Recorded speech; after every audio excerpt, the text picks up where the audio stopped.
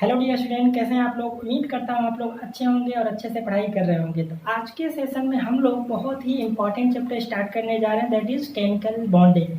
ये जो चैप्टर है आपके जेई नीट के पॉइंट ऑफ व्यू से मोस्ट इंपॉर्टेंट चैप्टर है, क्योंकि आप चाहे ऑर्गेनिक पढ़िए चाहे आप इनऑर्गेनिक पढ़िए, आपको इस चैप्टर में कहीं न कहीं इन्वॉल्वमेंट होता है। जिस तरह से हम हाइब्रिडाइजेशन की बात करें तो हाइब्रिडाइजेशन चाहे ऑर्गेनिक में हो चाहे इनऑर्गेनिक में हो तो हाइब्रिडाइजेशन का यूज आता है। इसी तरह से और भी कुछ टॉपिक्स हैं जो इस चैप्टर का यूज आपको पता चलेगा। सबसे पहले हम लोग ये जानें कौन कौन से टॉपिक्स हमें पढ़ने हैं और उनमें से कौन कौन से टॉपिक पे हमें ज़्यादा फोकस करना है, कि जो कि जेई नीट में जहाँ से क्वेश्चन ज़्यादा पूछते हैं। और हर साल जेई नीट में कुछ ऐसे टॉपिक है केमिकल बॉन्डिंग में जहाँ से क्वेश्चन पूछे जाते हैं।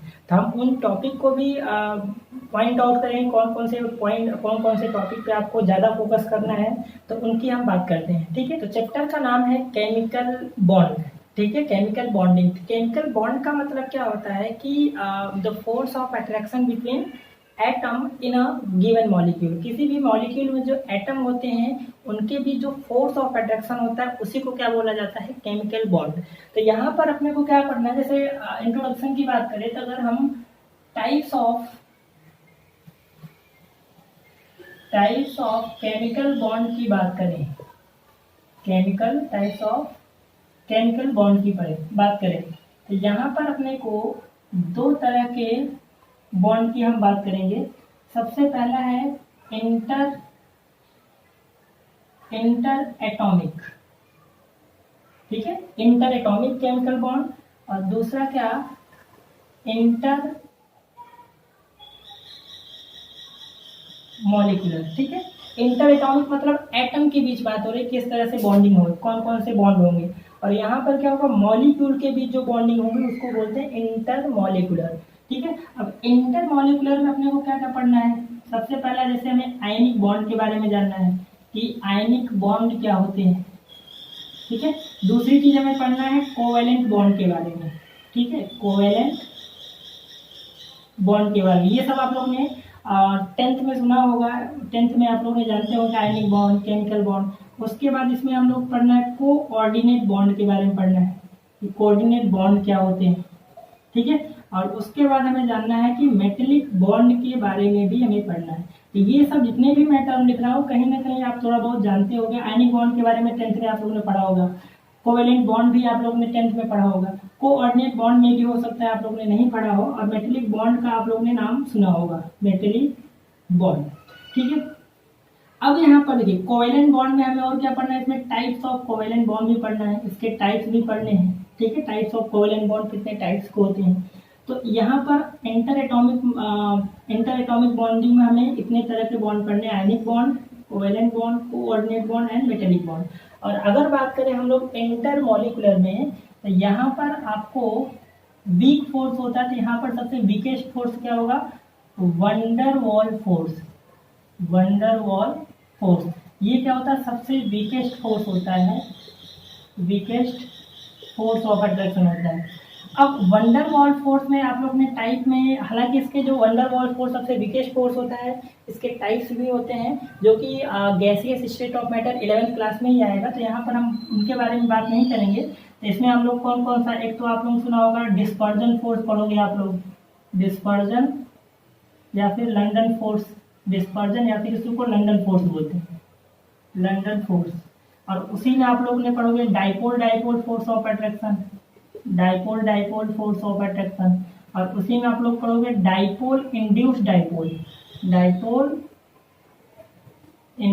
Dipole force of attraction. और इसी में आप लोग पढ़ोगे डाइपोल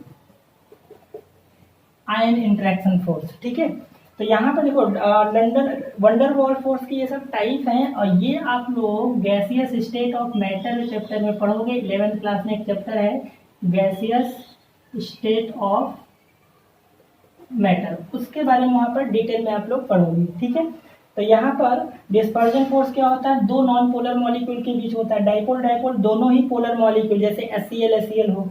और यहाँ पर डाइपोल इंड्यूस्ड मतलब एक पोलर मॉलिक्यूल होगा एक नॉन पोलर होगा। यहाँ पर क्या होगा, एक पोलर मॉलिक्यूल होगा और आयंस के बीच यहाँ पर फोर्स ऑफ अट्रैक्शन। तो ये आप गैसियस स्टेट ऑफ मैटर में पढ़ोगे। उसके बाद इसमें हम लोग पढ़ेंगे हाइड्रोजन बॉन्डिंग। हाइड्रोजन बॉन्ड के बारे में पढ़ेंगे। तो हाइड्रोजन बॉन्ड क्या होता है कि जब hydrogen atom most electronegative element NOH के साथ बॉन्डिंग बनाता है, उसी को क्या बोलते हैं, हाइड्रोजन बॉन्डिंग। ये हम लोग डिटेल में चर्चा करेंगे। अब हाइड्रोजन बॉन्डिंग भी दो तरह के होते हैं, एक होता है क्या, inter molecular hydrogen bonding, hydrogen bond, और दूसरा होता है इंट्रामॉलिक्यूलर हाइड्रोजन बॉन्ड। ठीक है, तो ये हम लोग भी इस टॉपिक में पढ़ेंगे, इंटरमॉलिक्यूलर में पढ़ेंगे। ठीक है, तो यहाँ पर देखिए ये जो इंटर एटॉमिक और इंटरमॉलिक्यूलर, ये जो होता है ये स्ट्रॉन्गेस्ट होते हैं इंटरमॉलिक्यूलर कंपेयर में। अगर हम इसकी एनर्जी की बात करें तो इनकी एनर्जी अप्रोक्स होती है 200 से 400 किलो जूल पर मोल होती है। ठीक है, क्योंकि ये स्ट्रॉन्गर होते हैं, बॉन्ड होते हैं, तो इनकी एनर्जी अप्रोक्स 200 से 400 किलो जूल पर मोल होती है।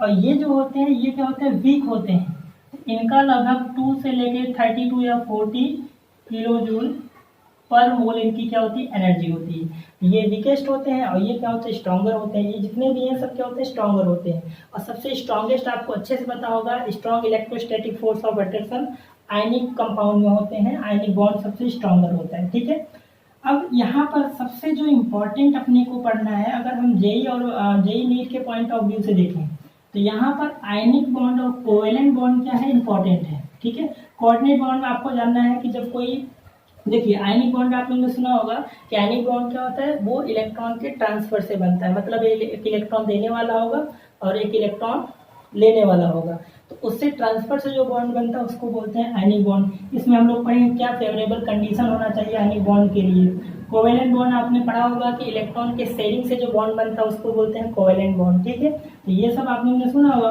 कोवेलेंट बॉन्ड में आपको सिर्फ इतना ही नहीं, इसमें जैसे क्वेश्चन आते हैं कि कोई भी कंपाउंड का कितना परसेंटेज कोवेलेंट नेचर है, उसके लिए फजांस रूल पढ़ेंगे हम लोग। ठीक है, मोस्ट इंपॉर्टेंट है फजांस रूल। कोऑर्डिनेट बॉन्ड क्या होता है, ये कोवेलेंट बॉन्ड की तरह होता है, बट क्या होता है, कोवेलेंट बॉन्ड में इक्वल शेयरिंग होता है इलेक्ट्रॉन का एटम के बीच, बट कोऑर्डिनेट बॉन्ड में क्या होगा, कोई एक ही एटम अपने इलेक्ट्रॉन दूसरे से शेयर कर रहा है। ठीक है, तो इस तरह के जो बॉन्ड बनेंगे उसको हम कोऑर्डिनेट कोवेलेंट बॉन्ड बोलते हैं। और मेटेलिक बॉन्ड क्या होता है, मेटल के बीच में होता है। ठीक है, जैसे सी ऑफ मोबाइल इलेक्ट्रॉन आपने सुना होगा। जैसे मान लीजिए अगर हम बात करें आयरन की, ठीक है, तो आयरन है, तो आयरन होगा तो उसमें क्या होगा, हर एक आयरन के पास क्या होगा, इलेक्ट्रॉन भी होगा।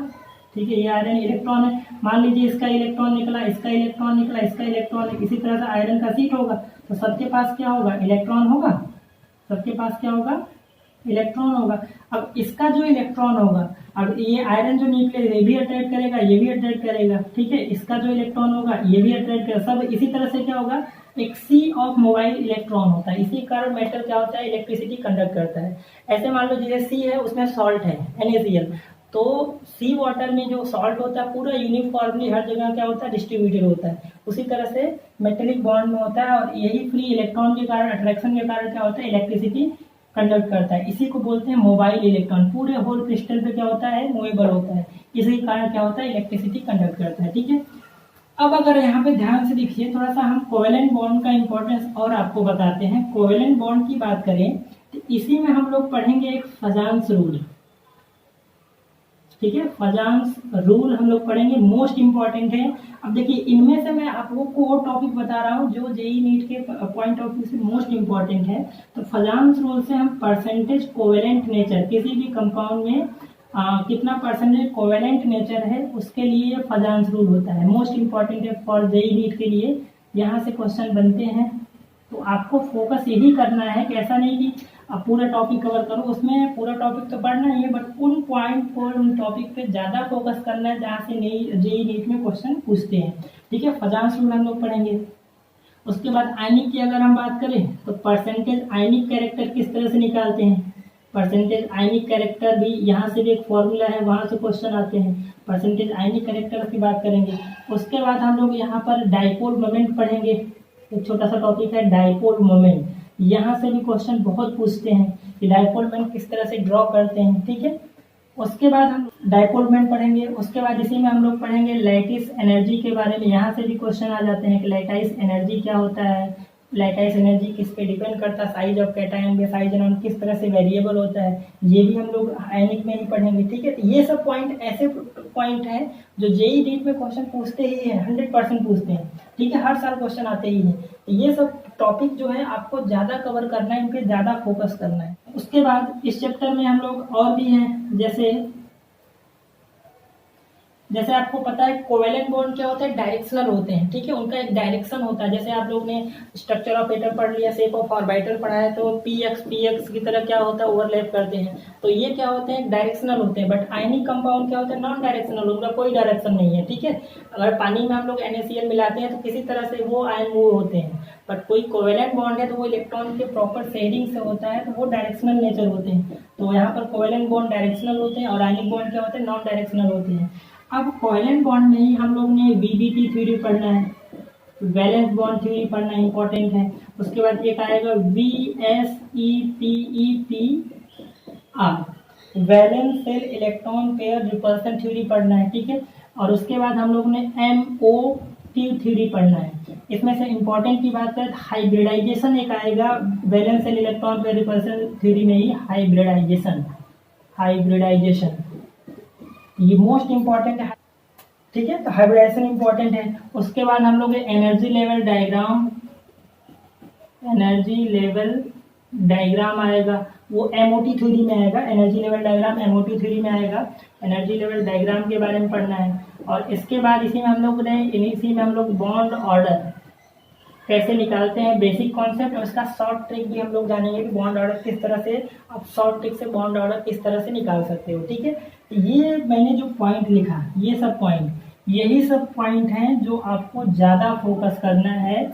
तो ये तो हो गया अपना इंट्रोडक्शन पार्ट। आज के सेशन में हम लोग बात करेंगे आयनिक बॉन्ड के बारे में। ठीक है, तो अगर बात करें हम लोग आयनिक बॉन्ड की, तो आयनिक बॉन्ड को एक और चीज बोलते हैं, इसको इलेक्ट्रोवैलेंट बॉन्ड भी बोलते हैं। क्या बोलते हैं, इलेक्ट्रोवैलेंट बॉन्ड भी बोला जाता है। ये चीज में भी हो सकता है आपको पता हो कि आयनिक बॉन्ड को इलेक्ट्रोवैलेंट बॉन्ड भी बोलते हैं। अब आयनिक बॉन्ड से रिगार्डिंग कुछ पॉइंट्स हैं। जैसे मैं पॉइंट की बात करूँ तो आयनिक बॉन्ड सबसे पहले मेटल एंड नॉन मेटल के बीच बनता है, मेटल और नॉन मेटल के बीच बनता है। आपको पता ही होगा कि मेटल क्या होते हैं, इलेक्ट्रो पॉजिटिव एलिमेंट होते हैं, और नॉन मेटल क्या होते हैं, इलेक्ट्रो नेगेटिव होते हैं। तो मेटल इलेक्ट्रॉन लूज करता है और नॉन मेटल इलेक्ट्रॉन गेन करता है। इनके ट्रांसफर से जो इलेक्ट्रॉन बनता है उसी को बोलते हैं हम क्या, आयनिक या फिर इलेक्ट्रोवैलेंट बॉन्ड। तो सेकेंड पॉइंट जो होते हैं, ये जो आयनिक बॉन्ड होते हैं वो क्या होते हैं, नॉन डायरेक्शनल होते हैं। ठीक है, अभी मैंने डिस्कस किया, ये क्या होते हैं, नॉन डायरेक्शनल होते हैं। नेक्स्ट पॉइंट हम लोग बात करें, ये फॉर्म कैसे होते हैं, तो form due to complete transfer of electron. ठीक है, ये बॉन्ड कैसे बनते हैं, इलेक्ट्रॉन का कंप्लीट ट्रांसफर होता है। एक देने वाला होगा कंप्लीटली और एक क्या होगा, इलेक्ट्रॉन लूज होगा, तो उससे जो बॉन्ड बनता है उसी को क्या बोला जाता है, आयनिक बॉन्ड। नेक्स्ट चीज, एक पॉइंट और, इनके बीच सबसे स्ट्रॉन्गेस्ट फोर्स होता है। तो कौन सा फोर्स ऑफ अट्रैक्शन होता है, strong electrostatic force of attraction. Strong electrostatic force of attraction होता है, सबसे strongest force of attraction ionic bond में होता है। ठीक है, कौन सा, strong electrostatic force of attraction होता है। बात करें अगर हम जैसे NaCl की, तो यहाँ से देखिए Na+ होगा। ठीक है, Na+, ये क्या हो गया, कैटायन हो गया, और यहाँ पर क्या हुआ, Cl हुआ, Cl-, इसको क्लोराइड आयन, ये सोडियम आयन। तो इनके बीच ये जो फोर्स ऑफ अट्रैक्शन होता है, किसी तरह का बॉन्ड नहीं होता है, इनके बीच क्या होता है, एक तरह का फोर्स ऑफ अट्रैक्शन होता है इस कैटायन और आयन के बीच, और इसी को बोला जाता है क्या,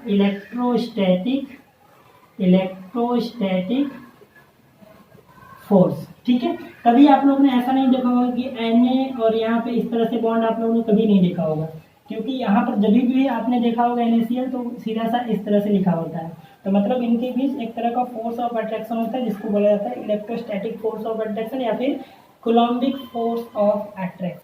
ठीक है। अब इनके बीच strong electrostatic force of attraction क्या होता है, जो फोर्स का आप लोगों ने फिजिक्स में फॉर्मूला देखा होगा क्या होता है, और यहाँ से Q1 Q2 अपॉन क्या होता है R स्क्वायर।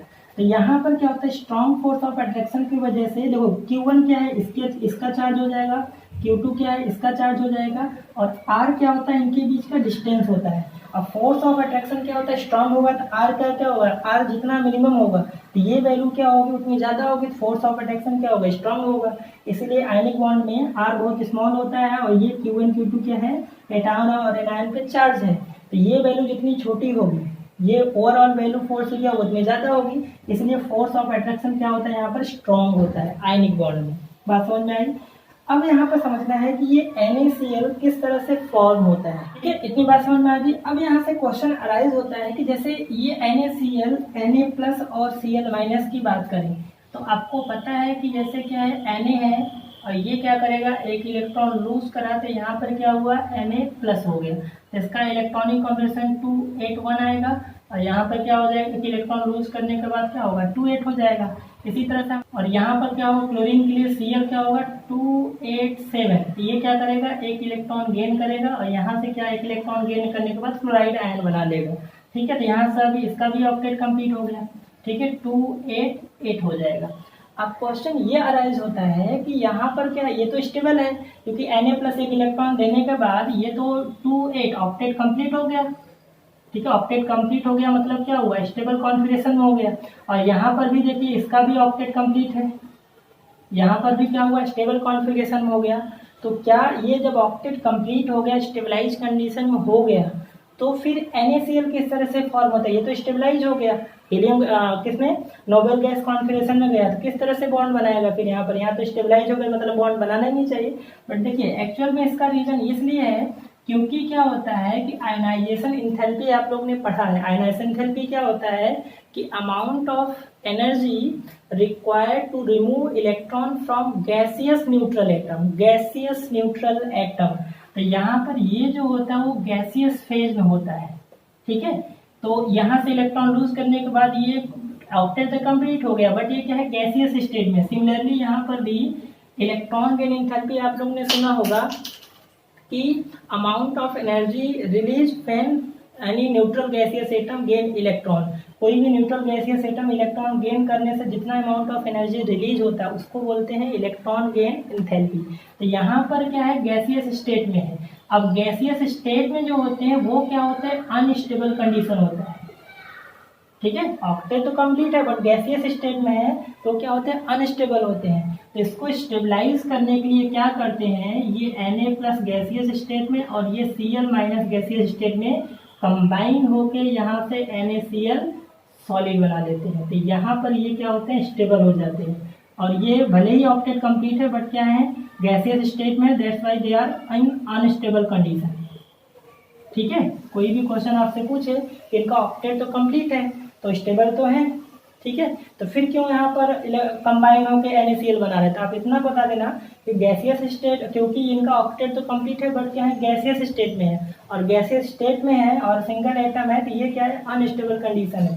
तो ये स्टेबलाइज होने के लिए दोनों कंबाइन होकर यहाँ से NaCl सॉलिड बना लेते हैं, ठीक है। तो ये हो गया कॉन्सेप्ट आपका आयनिक कंपाउंड का। तो अब हम लोग बात कर लेते हैं लेविस डॉट स्ट्रक्चर, ठीक है, लेविस डॉट स्ट्रक्चर। हालांकि आप लोग ने 10th क्लास में ये पढ़ा हुआ है।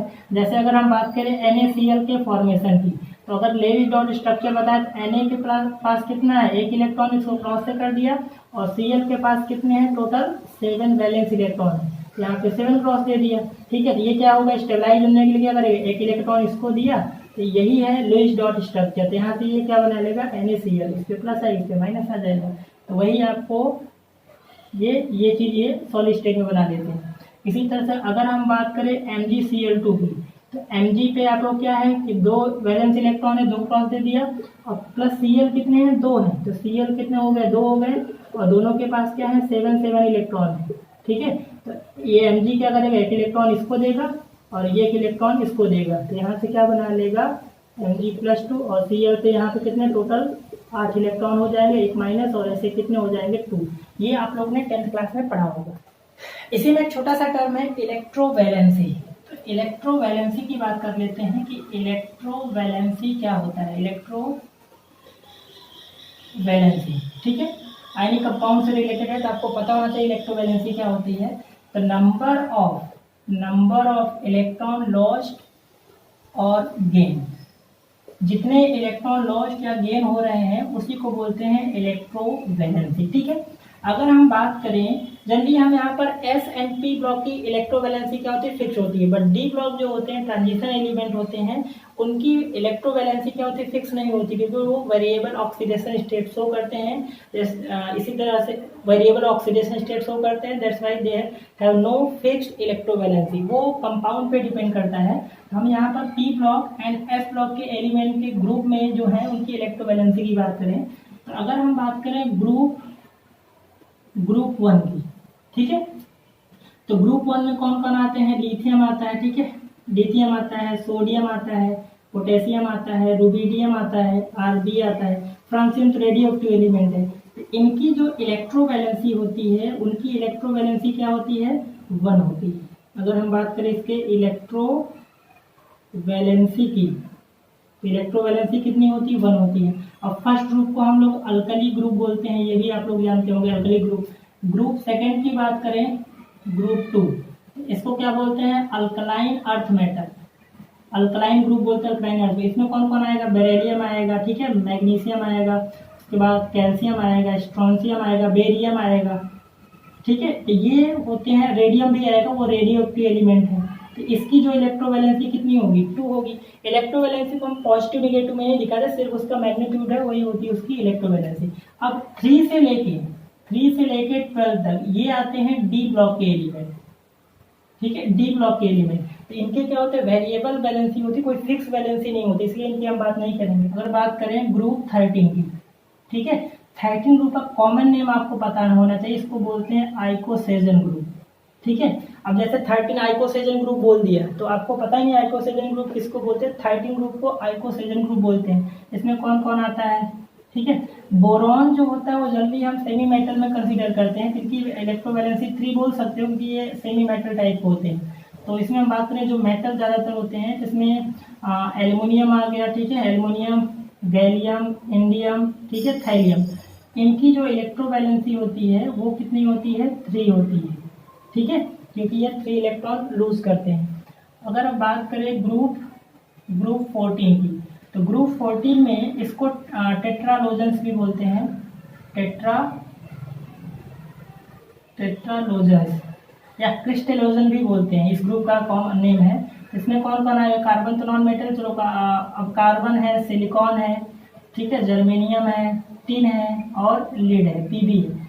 इनकी इलेक्ट्रोवैलेंसी नहीं होती क्योंकि ये क्या करते हैं, इलेक्ट्रॉन शेयर करते हैं, ठीक है, इलेक्ट्रॉन शेयर करते थे, ना तो इलेक्ट्रॉन लूज करते ना तो गेन करते, इलेक्ट्रॉन शेयर करते हैं, तो यहाँ पर शेयरिंग करके ऑक्टेट कंप्लीट करते हैं। इनके हम इलेक्ट्रोवैलेंसी की बात नहीं करेंगे। नेक्स्ट जो अपना ग्रुप 15, तो 15 ग्रुप को निकोजन ग्रुप भी बोलते हैं, निकोजन ग्रुप, ठीक है। वो 15 ग्रुप में कौन कौन आएंगे, नाइट्रोजन आएगा, फास्फोरस और सैनिक एंटीमनी आएगा। इनकी जो इलेक्ट्रोवैलेंसी, क्योंकि ये नॉन मेटल होते हैं तो इनकी -3 नहीं लिखेंगे, सीधा सा 3 इलेक्ट्रोवैलेंसी होगी। नेक्स्ट जो है ग्रुप 16, तो 16 ग्रुप में कौन कौन आएगा, ऑक्सीजन आएगा, सल्फर आएगा, सेलेनियम आएगा, टोलेरियम आएगा, पोलोनियम आएगा। तो इनकी जो इलेक्ट्रोवैलेंसी होती है कितनी होती है, 2 होती है, ठीक है। तो इन पर -2 मतलब 2 इलेक्ट्रॉन ये गेन करते हैं, हमें मैग्नीट्यूड से मतलब है, तो इलेक्ट्रोवैलेंसी कितनी होती है, 2 होती है। इसको कैल्कोजन ग्रुप भी बोलते हैं, ठीक है, कैल्कोजन ग्रुप भी बोलते हैं। उसके बाद आता है ग्रुप 17, तो ग्रुप 17 को आपको पता ही होगा, हैलोजन ग्रुप बोलते हैं। इसमें कौन कौन आता है, फ्लोरीन आता है, क्लोरीन आता है, ब्रोमीन आता है और आयोडीन आता है। तो इनकी जो इलेक्ट्रोवैलेंसी कितनी होती है, 1 होती है। बाकी नोबल गैस आपको पता ही होगा, उनकी इलेक्ट्रोवैलेंसी कितनी होती है, 0 होती है, क्योंकि वो तो ना तो इलेक्ट्रॉन लूज करते हैं, ना तो गेन करते हैं और ना ही शेयर करते हैं। तो ये हो गया इलेक्ट्रोवैलेंसी। डी ब्लॉक एलिमेंट की इलेक्ट्रोवैलेंसी फिक्स नहीं होती, जैसे आपको पता है कि आयरन जो होता है वो +2 भी शो करता है, +3 भी शो करता है। वो कंपाउंड पे डिपेंड कर रहा है कि कंपाउंड किस तरह का है, तो उसकी इलेक्ट्रोवैलेंसी क्या होगी। बात समझ में आई। तो ये हो गया आपका इलेक्ट्रोवैलेंसी का कॉन्सेप्ट, ठीक है। एस ब्लॉक ये दोनों किसमें आते हैं, एस ब्लॉक एलिमेंट में आते हैं, आपको पता होगा। और बाकी यहाँ 13 से लेके जो ये हमने बताया वो किसके हैं, पी ब्लॉक बोला, एस एंड पी ब्लॉक को रिप्रेजेंटेटिव एलिमेंट बोलते हैं, डी ब्लॉक को आप लोग ट्रांजिशन एलिमेंट बोलते हैं। ये आप लोगों ने क्लासिफिकेशन ऑफ एलिमेंट में पढ़ रखा है। तो अगर हम लोग बात करें कि आयनिक बॉन्ड के फेवरेबल कंडीशन की क्या होगी, तो फेवरेबल कंडीशन क्या है, favourable condition for ionic bond. तो आयनिक बॉन्ड की फेवरेबल कंडीशन क्या है कि सबसे पहले कि लो आयनाइजेशन एंथैल्पी होनी चाहिए, ठीक है। आयनाइजेशन एंथैल्पी लो होगी तो उतनी आसानी से क्या होगा, मेटल इलेक्ट्रॉन लूज करेगा, तो जितनी आसानी से इलेक्ट्रॉन लूज करेगा उतना अच्छा क्या होगा, आयनिक बॉन्ड बनेगा। तो लो आयनाइजेशन एंथैल्पी होनी चाहिए और हाई इलेक्ट्रॉन एफिनिटी होनी चाहिए, ठीक है। मतलब इलेक्ट्रॉन को गेन करने की टेंडेंसी ज्यादा होना चाहिए। इलेक्ट्रॉन लो आयनाइजेशन एंथैल्पी का मतलब जैसे मेटल है, इसकी आयनाइजेशन एंथैल्पी लो होगी तो आसानी से क्या करेगा, इलेक्ट्रॉन लूज कर देगा, तो यहाँ से कैटायन बन जाएगा। High electron gain enthalpy x non metal है और वो इसकी टेंडेंसी है, स्ट्रॉन्ग टेंडेंसी इलेक्ट्रॉन को गेन करने की, तो इसमें माइनस चार्ज आएगा, यहाँ से एनायन बनेगा। जितना आसानी से कैटायन और एनायन बनेगा उतना अच्छे से क्या होगा, यहाँ से आयनिक बॉन्ड का फॉर्मेशन होगा, ठीक है। तो लो ये कंडीशन है आपका आयनिक बॉन्ड की कंडीशन क्या है, low ionisation enthalpy and high electron gain enthalpy. तो अगर हम बात करें कि ये हमने जो ये ग्रुप पढ़ा है, ग्रुप कौन से, ग्रुप 17 में, ठीक है, एस एन पी ब्लॉक में आपको बोले कि सबसे बेस्ट आयनिक नेचर कौन सा होगा, कौन से ग्रुप का एलिमेंट को किस ग्रुप से कंबाइन करें। तो इनकी जो साइज होता है क्या होता है, ज्यादा होता है 17 ग्रुप कंपेयर में। तो इनकी साइज ज्यादा है तो आसानी से क्या होगा, इलेक्ट्रॉन लूज करेगा। तो फेवरेबल अगर ये जो ग्रुप हमने पढ़ा, तो ग्रुप 1 और ग्रुप 17 एलिमेंट का आयनिक नेचर जो होगा, आयनिक नेचर वो क्या होगा, ज्यादा होगा। बात समझ में आई, क्योंकि ग्रुप 1 का साइज बड़ा है तो आसानी से इलेक्ट्रॉन लूज करेगा, क्योंकि आयनाइजेशन एंथैल्पी क्या होगी, ठीक है, आयनाइजेशन एंथैल्पी क्या होगी, लो होगी, क्योंकि साइज से आयनाइजेशन एंथैल्पी क्या है, इनवर्सली प्रोपोर्शनल है, एक्सेप्शनल पॉइंट को छोड़ के। तो इनकी आयनाइजेशन एंथैल्पी क्या होगी, लो होगी, तो आसानी से इलेक्ट्रॉन लूज कर देंगे। और 17 ग्रुप के जो भी एलिमेंट का साइज सबसे छोटा होता है तो इनकी टेंडेंसी होती है इलेक्ट्रॉन को गेन करने की सबसे ज्यादा, तो इनकी इलेक्ट्रॉन गेन एंथैल्पी क्या होगी, ज्यादा होगी। तो इनके बीच जो बॉन्ड बनेगा वो आयनिक नेचर में, वो आयनिक बॉन्ड क्या होगा, ज्यादा स्ट्रॉन्गर होगा in comparison to second group and sixteen group या सेकेंड ग्रुप या फिर 17 ग्रुप, ठीक है। आई होप आपको आज के सेशन में हम लोग ने जो इंट्रोडक्शन पार्ट पढ़ा, बॉन्डिंग चैप्टर में कौन कौन से टॉपिक पे आपको ज़्यादा फोकस करना है, और आयनिक बॉन्ड का हमने आज जो डिस्कशन किया वो आपको अच्छे समझ में आ गया होगा। नेक्स्ट लेक्चर में हम लोग परसेंटेज आयनिक कैरेक्टर किस तरह से निकालते हैं वो टॉपिक कवर करेंगे, और लैटाइस एनर्जी के बारे में किस तरह से वहाँ पर वेरिएशन आपका सॉल्ट दिया रहा होता है, किसकी लैटिस एनर्जी ज़्यादा है, साइज से किस तरह से रिलेशन होता है, वो टॉपिक वहाँ पर कवर करेंगे, ठीक है। तो वीडियो पसंद आए प्लीज़ लाइक करें, शेयर करें, सब्सक्राइब करें। मिलते हैं हम लोग नेक्स्ट लेक्चर में। Thank you.